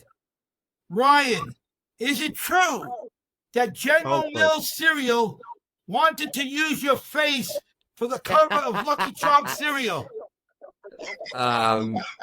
Yes, this is true. All right. So we're going to send you a box of Lucky Charms along with the hat that I love have here. It's called Last Life. It's a brand Vinny, Steve, and I came up with. I lost 12 friends on 9/11. If you can see close, I don't know. Those 2 lines are the Twin Towers. Yeah, that's awesome. You see them? And that's the flag. And memory of my buddies, it's popped out for being on the show and everything. And you guys are great friends now. Friends of mine forever with Vinny and them. We're going to send you a little package. Just send hidden Appreciate sides it, into guys. your shirt and your hat. And you also, Coach, will get one of these hats and a nice shirt from Lost 12 Friends on 9/11. And here's the other thing. We talked about this because we got to take it on the road. Yeah. Didn't you say we were going out to Notre Dame? We were coming. Yeah, we're Paul's gonna- right. I'm telling you something right now. I've been alive for 64 years, going to be 65. It's the only college I've ever wanted to go to. I've been to every college, the top 100. All right, Never been doors- to the Notre door's Dame. open. You guys should do the show from Notre Dame. How about We're that? coming. When you guys Yeah. got to come out for a football game. Do you gotta guys come got out for a pull there? We You got got pull, man. pull? Oh yeah. Do they got treat you right? Do the other coaches in the athletic rooms say hello It's to a you, little or they different treat you now, like a Smalls. stepchild? Big Oh, time. since No, you they've always won. treated us well here. Oh, I got. Oh, they do. They treat you like okay. That's cool. So I'm going to tell you a funny Notre Dame story about Richie Moran. I know you guys know Richie Moran, right? So Richie, he's a very religious guy. He very, he was a veteran, the whole bit. Richie can't be more patriotic and all of that, but he loved Notre Dame. So he goes down to Notre Dame with his wife, and he's got his agent who he end up writing a book and the whole bit. And he's down at Notre Dame, and I guess he's by the grotto, and a couple people are looking at him, and they walk over and they ask him to take a picture. And he says, sure. So, one family comes, he takes a picture with the husband and wife, and then another one, and 2 or 3, and they walk away. And he says to his agent, he goes, geez, I never realized, even down at Notre Dame, like, they know who I am. And the guy says, again, thank you, Mr. Horning. They thought he was Paul Horning. Richie told me that story. He says, they thought I was Paul Horning. I thought I had a little fame. And the guy says to me, thanks for the photo, Mr. Horning. That is That's great. awesome. But that was Richie. Yeah, that was a legend right there. Richie Moran, boy. Great man. Great man and coach. I'm going to I just have to just say this. We talked about, and especially Chris, from an offensive standpoint, your teams, the way you do play offense reminds me a lot of those, the 81, 82 Carolina teams, kind of freewheeling and giving the guys the freedom and trust, which made them very successful. Willie Scruggs was that kind of a coach. And Roy Simmons was that kind of a coach with Syracuse. He kind of let them do. So there's a lot to be said with that. But on the other hand, there have been coaches, Richie Moran, he was more of a, scripted type of guy. He had certain sets that he had them run, and maybe the most legendary guy in terms of really scripted and the way he liked to coach the game was Henry Ciccarone at Hopkins. Because I talked to guys who played at that time from him, and they said, oh, I'm not a guy who could shoot. I'm like, what does that mean? He's like, no, there's only certain guys he even allows to shoot. So now they won enough national championships too, doing it that way. So I guess the game has changed. I like this. I like a bit of both. I like a mix of both because I think there's time. You just got to let guys play, and and it makes it more fun for guys, as a player. But on the other hand, I think a lot of times when it comes down to crunch time, I don't know how many times, like I watch these PLO, I think it's hysterical. They call a timeout. They get 3 timeouts a game or something. Got to use 1 in the first half, and they save the 2. And, so now they call a timeout. It's key part of the game. They're down 1, and whether or not they're going to take a 2 or not, they come in the huddle. They get their 6 offensive guys there. You're going to be here. You're going to be there. They go through the whole thing. And then they go out, and on the whistle, first pass, they throw it over the guy's head out of bounds. You're an offensive coach. You got to go nuts when something like that happens. Well, the guy makes, they don't even do anything what the coach just told them. So, and that's the highest level. So I know that, there's something to be said that, when you are coaching either younger kids or at a top, younger kids, it's hard because they don't have the skill level. You're in like the real sweet spot of lacrosse where guys have to kind of listen to your coach compared to some of this other stuff. And it makes it fun as a coach. So you both were accomplished players. Let me ask you this. Did you get more satisfaction as being a player or as a coach? For both of you. Yeah, I mean, I would honestly say as a coach, because, I think Ryan and I are similar people. We're selfless people, and it warms our hearts how much gratification and satisfaction and happiness you get from seeing these young men that you love achieve something together. It's like they're children. We all have children. To me, I get more satisfaction from seeing my children do, be happy and doing something well, than myself. So I would say, I would say as a coach. How about you, Ron? Like that answer, Smalls? I like that answer. What do you think? You wasn't paying attention, so you know. No, I was, but your friend they keep calling us. They want to ask questions. Yeah. See, I told you, he didn't hear any of it. But I agree. I can see where you could get a lot of You're satisfaction. talking from about that. It's like the guy who'd rather make the assist than score the goal. Yeah. You Yeah. know, Yeah. it's a different feeling. It's a different vibe. Some people, Yeah. you feel better about. These two guys are good guys, bro. I like these guys. Yeah. You guys are my Appreciate friends you, for man. life, bro. Anything, It's- man. Yeah, no, that's awesome. And Stephen, that point is huge. I mean, we recognize, value, promote the guy getting the hockey assist, the guy making the hidden play. We're constantly in the film room. We're highlighting those hidden plays that don't show up in the box score. That the pick the guy set, the pass that he made that led to another pass and a goal. You look at Eric Dobson this year. People were critical of him this year because he didn't have as many goals this year as he did last year. But the way teams were playing us this year is they were short stick him and they were sliding early. So in order for our offense to be the best it can be, it required him beating his guy, moving the ball and not getting the assist, probably getting the hockey assist or, we get the ball to the backside. And he's exemplified kind of our, team first mentality of, he could have scored 3 goals a game if we wanted to. He's 6'5", 235, and Right. But he and when talking to him and coaching him, it's like, Eric, we need you to beat your guy and be the party starter and move the ball. Right. And you're not going to get as many goals as assists because of that. What's his full name? What's it? Eric Dobson. And he said, "Hey, coach, is that going to help us win?" And I said, "Yeah." And he's like, Right. "I'm all in. I'm all in." Wow, So Eric this is a Dobson, man, that kid's awesome. kid who, again, we have a selfless group. We always, there's a great John Wooden quote, always talk about the guys. It's amazing what you can accomplish when no one cares who receives the credit. That's right. And we had a group that Wow. embodied that and exemplified that, and they played that way. And, it helps when your quarterback, Pat Cavanaugh, is a pass first guy as well. Chris, say that again, that thing. I want to write that down. What is that? Seriously. John Wooden, obviously, legendary basketball coach, but an outside influence on my coaching philosophy. It's amazing what you can accomplish when no one cares who receives the credit. Is that your saying or that's the No, John Wooden. John Wooden, UCLA basketball. Yeah, he's John Wooden, the legend.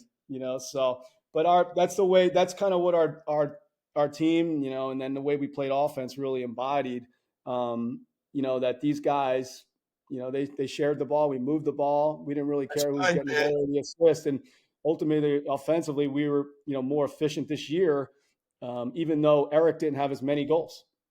So he helped set other guys up, and all he cared about was winning. I think that's a great point. I as teams that I've coached or I help coach, I make it a point because I can spot those things. I make it a point always to grab that kid on the side and let him know that his play made the difference of a successful play. I think it's important to communicate that to the guys, to, maybe it's a little words of encouragement, but maybe it's just the fact that I want in his head to understand the value, and every other guy should know that value, that each of those little plays make the difference for success. And that's how you win championships. And that's when I came to Long Island, amongst other things, and learning really how to play lacrosse. I mean, first experience in Long Island, Vinny's throwing me a ball, guy's right on me.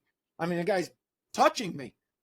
And he's like, but you're open. He's not looking at you. That all sounds good, Stephen. No, but it's true. And It sounds good, but I got a bone to pick with actually Welder and Chris a little bit. I got to push back on something. May I, Vincent? Can I get a word in, Vinny? Go ahead. Here's a very, very big point, and Stephen, I'm a little upset with Stephen also because Stephen didn't tell me something. Let's go. The way you guys treat referees and stuff like that is really not right, and I'm looking to promote the game. Wait a second here. He gets on. If you let me finish, it would be more complimentary because I'll be able to get it out. But no, the way referees are treated in the game as far as respect, and I know on behalf of Ryan and Chris, they'll actually agree with me 100%. We have to treat them better as people and stuff. We're yelling at them. We're running in their face. We're throwing arms and water. It's insane what we do to them.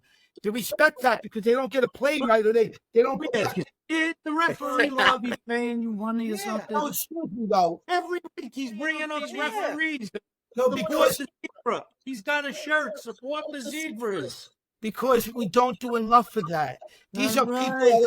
What we're talking about here today. We did that with Paylon. But I want them to realize how important they are in the game, to give them some, some love once in a while, not kill them. I don't know what type of guys these guys are, but I'm sure they've killed referees in their life, because I don't want to bring up my friend over here, but he likes to kill the referees too. Oh, wait. Slow down. First of all, these referees that these guys are dealing with are the top of the game.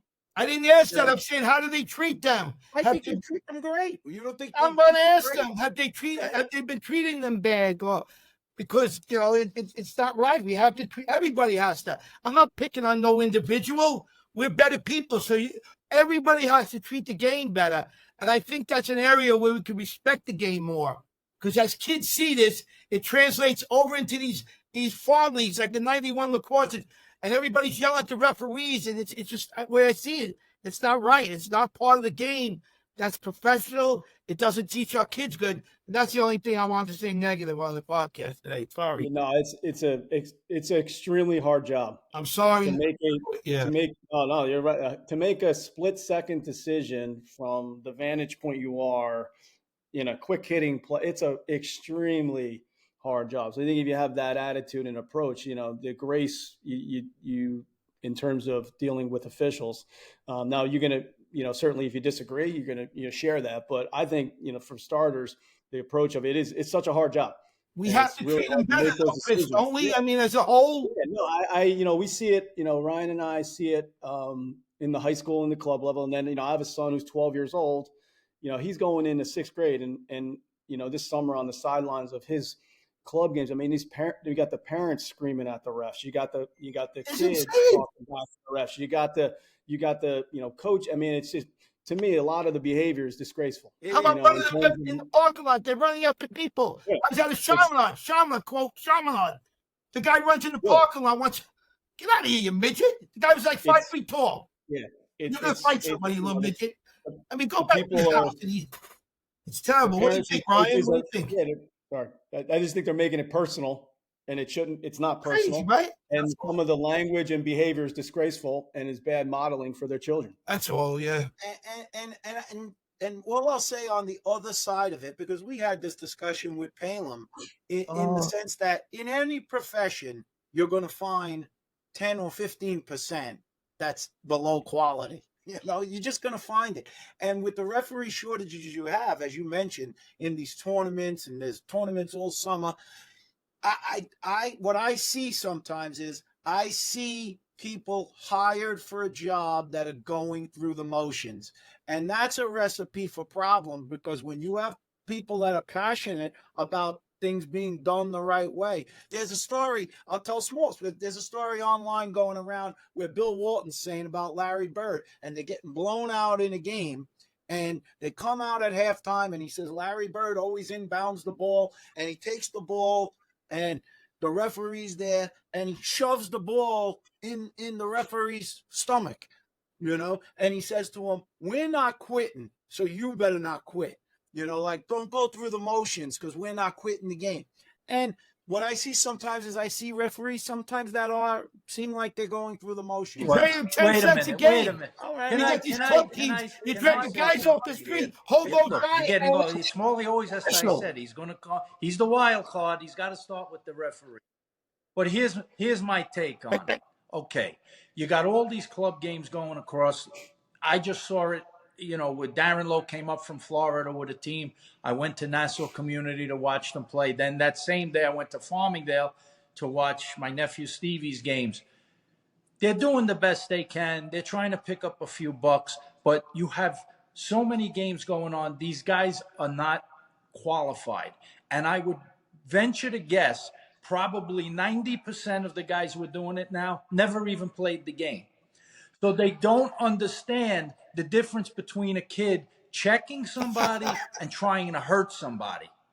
And that's the problem. I'm watching games where kids are getting frustrated because it's like win at all costs, because you do have some maniac parents that think that, if that kid wins that game at Farmingdale State College that weekend, he's going to Notre Dame next year. And so they're going crazy, and they're all over the guy, and he really don't know. And now the kid's gassed up. I saw a game, a kid had the ball, attackman. He literally got fouled by 3 different guys. He got hit by 3 different guys, and they dropped 1 flag for a penalty.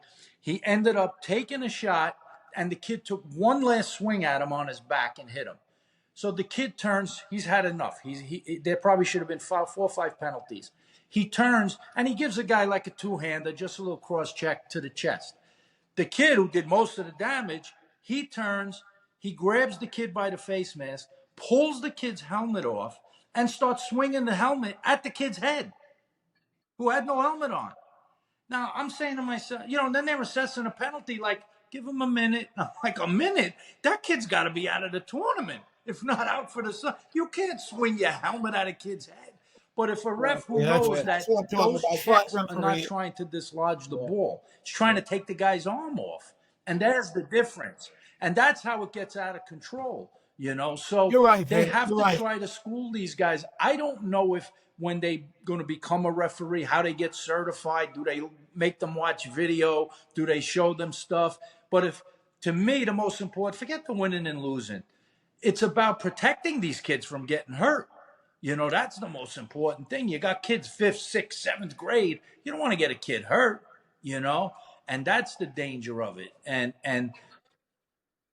well, I don't want to say it's ruining the game. There's club is positive ruining the aspects game. to it, Basically, club. but I think they have to rein in some parts of the thing. They have to sit down, and instead of figuring out having 42 more tournaments and how they're going to make more money, how do they protect the kids better? How do we They play have every some better weekend safety? to make money. It's a What money do we sport. do if some kids get out of control? Do we say he can't play in any more games?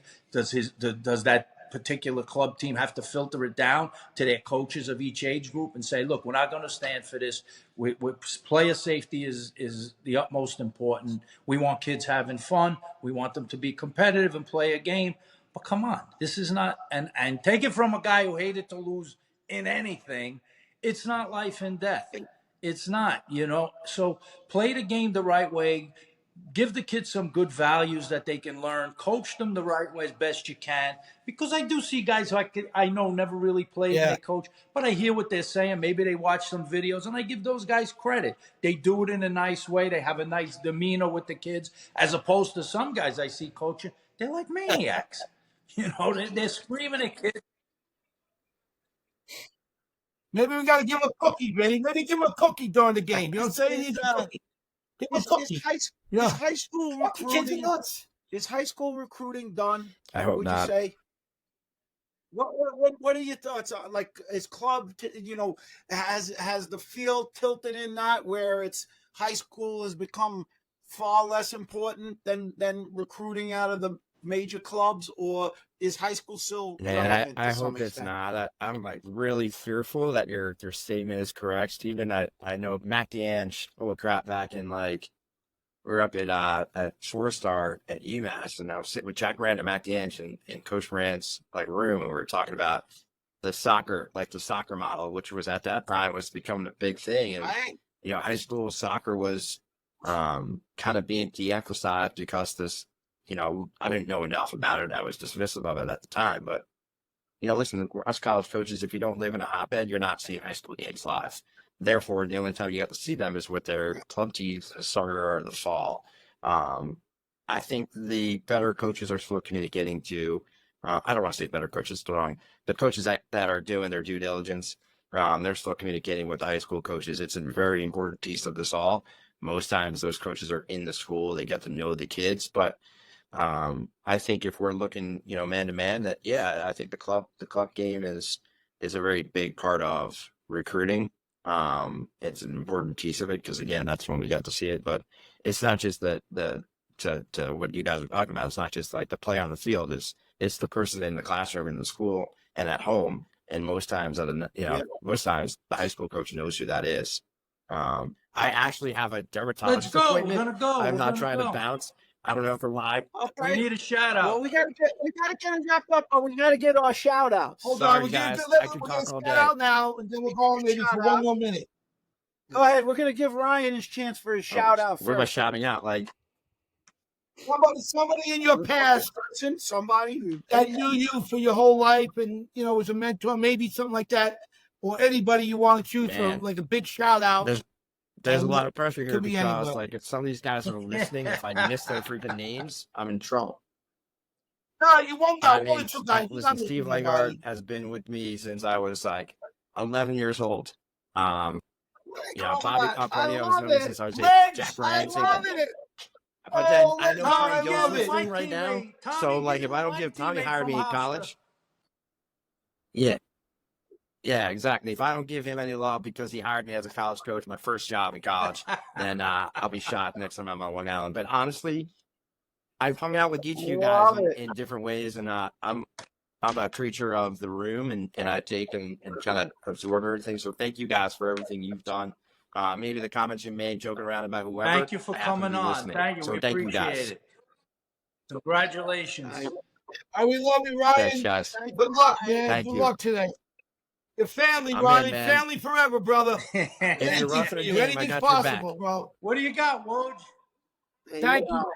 Thanks, guys. I appreciate you. Well, let's talk to you soon. We got Woj. Yeah, I got. Go ahead, Ryan. You Thank can go, you. Ryan. Go ahead. Thank you. Thank you. I got my shout out to two people. One, my older brother Randy, and then my friend Chris Capone, who's I grew up with. Who's these guys are lacrosse junkies. They're huge fans of your podcast. They listen to it all the time. I love Chris. You related to Alex Capone? Yeah, exactly. Oh, the guy's name. And then they when they ask me about the podcast, they're not going to ask me what I talked about. They're going to ask me who you guys picked for the PLL picks because they want to back those picks. So Yeah. shout outs to those guys. But I got a question for Smalls. How's your bagpiping playing ability? Oh, that's a good question. It's probably at a Listen, 0 at best. And The I've been guy looking is for a on 0 to bagpipe all 10. my life. He's an 11. They because restrict the me guy's when I full get of hot sweet. air. That's so funny.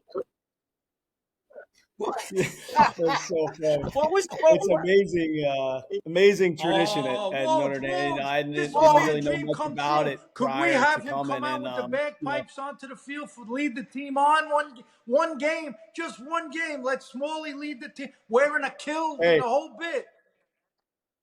Listen, Smalls, it's a dream come if true. I'm making a call, 100%. If I'm making that call, 100%.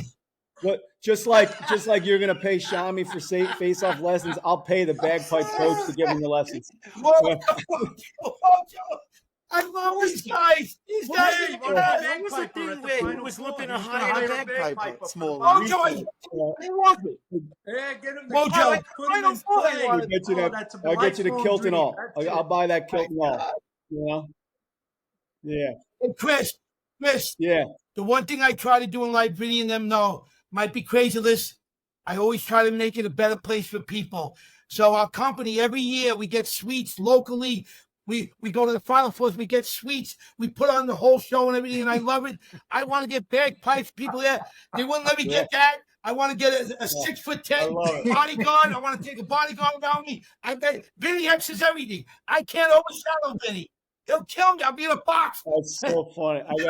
It's hilarious. We got to get you guys out for a football that's game. amazing. Come on, I Yeah, mean, I'd love to that do would that. be amazing. Honestly, it's better to come out for a football game. You see a football game, and we practice when there's a home football game.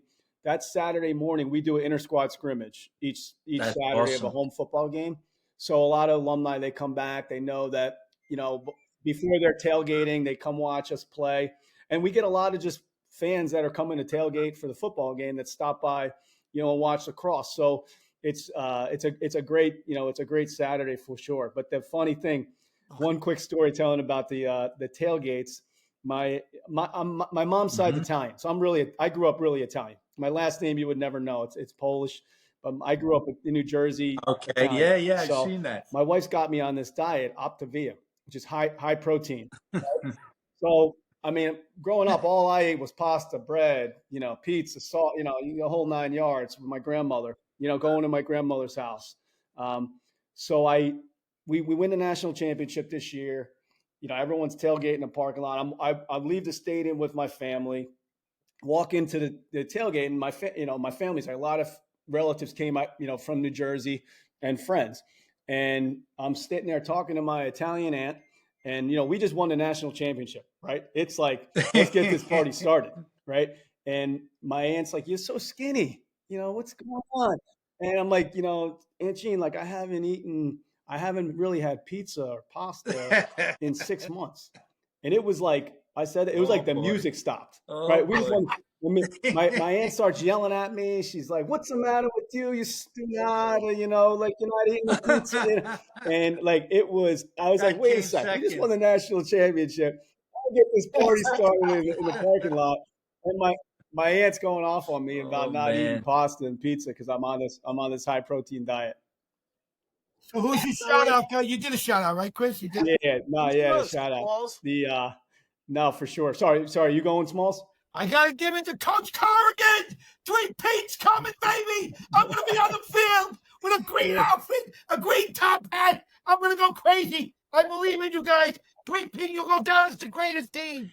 That's it, boys. I'll give a shout Love out it. to the Vinny, what do you got? for soldiers. I think we're going to be over there this week, maybe, right? We're going to do a little live thing for a good cause, the shootout for soldiers, the guys who run it. Yeah, we're doing a little podcast for a very good cause. And, it integrates lacrosse into that. And it's I don't know how many years they're doing it, but they're amazing, those guys. Those people that volunteer their time and do that. It's great.